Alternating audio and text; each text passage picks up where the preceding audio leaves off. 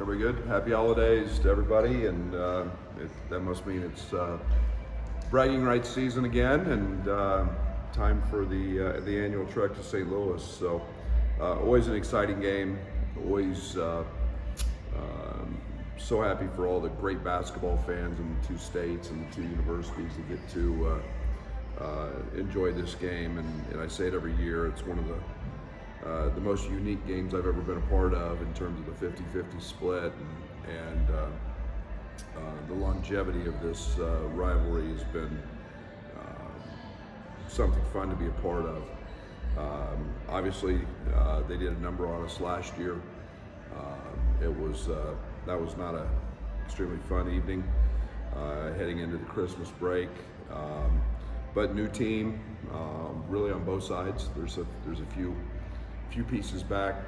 Missouri went on to a great season last year, and led by Kobe, and it was spectacular for them, making an NCAA tournament appearance, and they've got another great team. They've hit the portal hard. They've got a lot of new faces, but one of the key guys back is East, who has turned into a all SEC type guard. I think he's leading the country in three-point field goal shooting. 61%, which is elite.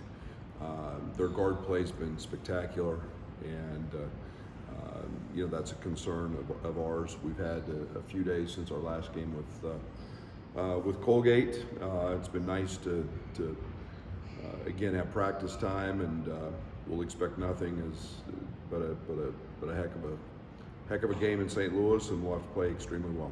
You've won a couple of these, but why do you think it's been a struggle for you guys in this game? Oh, I don't know. They're good. I don't know. It's I can go into different things. I don't know. I like this. I like the fact this year we're not butted right up to finals. That's always an issue. You've got a little time in between, but that's not an excuse. But they've had really good players. I mean, we want to treat them like they're no good. They're really good, and have been. So, it's another game in the non-league schedule, and it's a good one. You got to be prepared for it. Talked about Missouri's guards offensively, but for your guards, Terrence and TJ, how much of a talented are they? And how much of a talented have they been for you guys offensively this year? Well, we're 11th, 12th today defensively. They're a huge piece of what we do. I've said it many times. I think Terrence is one of the best defenders in the country. He went out and proved that again in the Colgate game against a very, very good point guard.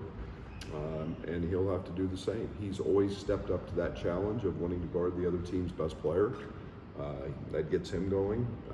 I think that the fact they have three really quality guards, can all shoot it, is a great challenge for Ty, Marcus, Justin, Draven, Luke, all of those guys who may get a little Quincy, who all may get a little run at those three guys. So they're very good, and they shoot it, they beat you off the bounce, they're efficient in the paint.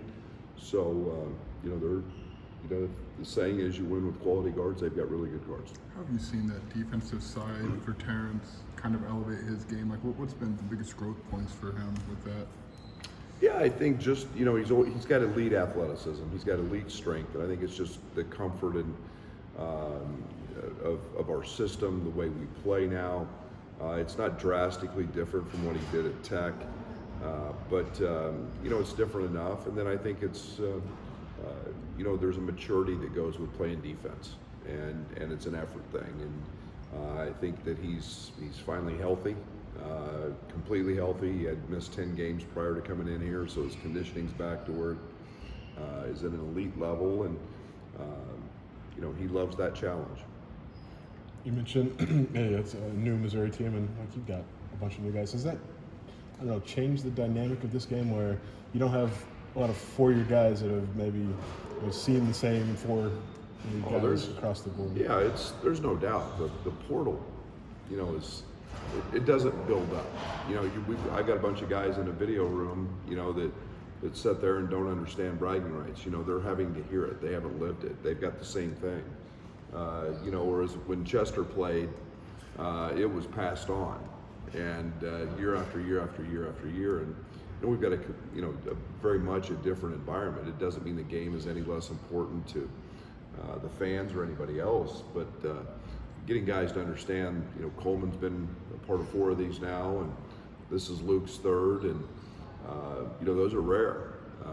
Where you have guys that have been 3 or 4 years, and but still makes the game fun, and still makes the game an important one for our fans. Is Chester still relishing the opportunity to drive home the importance of this game? He does. He takes full advantage of his status, and his he's very proud of his record there. So, but again, it's another non-league game, and it's a quality opponent on a neutral site, and we've got to hammer home the importance of the rivalry, and we've our fans let our players know, especially through social media, this game. They take their share of threes, I think, second most in the SEC. Do you want to run them off the line and make them take 2s, or how do you defend that? Sure, it's what we do. It's what we try to do is get them into, force them into 2s. And I say that, and East especially takes 2 a game. He's a guy that leads the country, but he doesn't take a lot of them. He's very efficient in the paint, so you got to be careful how you pick your poison with him. Their other guards are catch and shoot guys that will take 6, 7 a game, and they come in a variety of ways. They come in transition. They come off the press. East is an elite passer. So you got to be very conscious of them, and it's something we've been, knock on wood, to this point, very good at taking away, and we got to continue to do that. How do you feel about Dre so far through a month and a half or so? How is he progressing, and kind of just versus what you want for him going down the road? What's kind of different between maybe now and where he's going to go? Well, he's extremely talented. I mean, he's just a special talent. Defensively is where he's made his biggest jumps. He has days of practice we can't guard him, and when Terrence can't guard you, you're doing a lot of really good things. Defensively, it's been tremendous growth for him. We're trying to get him fouled, for him to understand he needs to get fouled. Great players get fouled a lot, and with his athleticism, he gets by people. He creates opportunities. He can live in the paint. And he's got the ability to make hard shots. So he continues to develop. I've been really pleased with him. He spends as much time in here as anybody working on his game, and his time's coming. Last week you said Nico had an appointment. I guess, do you expect him to be able to go tomorrow? And then what's next for his timeline? No, he will not. He's in a pool. He's got a shoe on. He's continuing to just develop that. We won't bring him back until he's 100%, and it's pain-free at this point. But everything was great. It's just the process. Has this week been a grind? How have you approached this week of practice with some more time on the court? No, I don't want to say it's been a grind.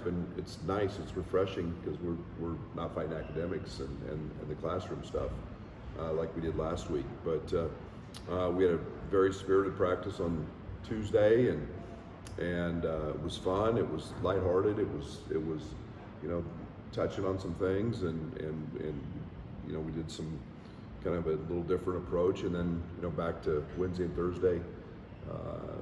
Obviously the game prep stuff. So, but yeah, it's been a really good week. What do you want to see offensively from your team in this game? You want a fast pace? You want a lot of possessions? You think I'm going to tell you that? Both. Whatever the game brings, we can play that way. I don't think it's. We'll see how it unfolds. They're a team that will press us some. They're a team that had tremendous success against us last year playing zone. Sometimes you gotta draw up and take what the game gives you. But we obviously like to play fast when we can, we'll see if we get those opportunities. We got to defend and rebound. I know that. How do you feel about Coleman getting back into a rhythm offensively after missing time, and seems like he's taking some steps forward there? Yeah, he was great. He was great. Coleman never forces anything too much, and he takes what the game's given him now. It was nice to see him not just on his jump shot. There was a few drives, there was a few offensive rebounds, there was a few post ups. It was kind of a nice mix for Coleman, and figuring out where those opportunities come and what the matchup's going to be. It's going to be different every night. I don't know who's going to guard him. We see a lot of cross matching. We've seen a lot of 5-man guard him. So it doesn't. It's moving him in those places, and we were able to take advantage of that in the Colgate game. It's similar to Dre. Just kind of what's the next step for Amani as you get through this first semester? Yeah, I think it's just being patient. I had a long talk with Amani this week, and I mean, I've very, very rarely been around a freshman as mature as him in his approach and his understanding. And you go down here, and every single day he's with a coach, and he is understanding that this is a process. The changes he's made with Fletch and his body are important from a conditioning standpoint, from a strength standpoint. I'm very, very comfortable with him on the offensive end. He's an elite offensive player because of his IQ, and I think he's figuring out the defensive side, and he's continued to get better there every day, going against Coleman, going against Dane. So, like I said, he's going to be an all-league type guy, as I think Draven has the ability to be. And I have no problems putting either one of those guys in a game if that's what's called upon. Big picture, like we talked about Terrence's work ethic and kind of how that drives him to here, but just in the time you've known him, what stands out about his development to go from where he was to now, a player of the year candidate in a lot of ways? Well, it's very seldom when you have a guy who's first team All-League and a preseason All-American that wants to get better. There's a difference between good and great. He's really good. He had a really good year last year. He didn't have a great year. He had a good year. And finding that next gear, and it's simple. Terrence, sometimes we don't want you to come in at 4:30 in the morning. No, I'm actually going to come in at 4:30 every morning, and he won't rest on that. And he's very ingrained in his routine, but it's always about getting better, but never losing sight of the fact that he wants to win, and that's first and foremost. So I have tremendous appreciation for his very consistent work ethic. And I say consistent because it's very rare that you see guys, Io was one of those that had just a routine, a pattern, and when they said they were going to work, and they do. And he's taken weaknesses and made them strengths, and that's something that's nice to see from a good player who's turning into a great one. Thank you. Thanks, Brad.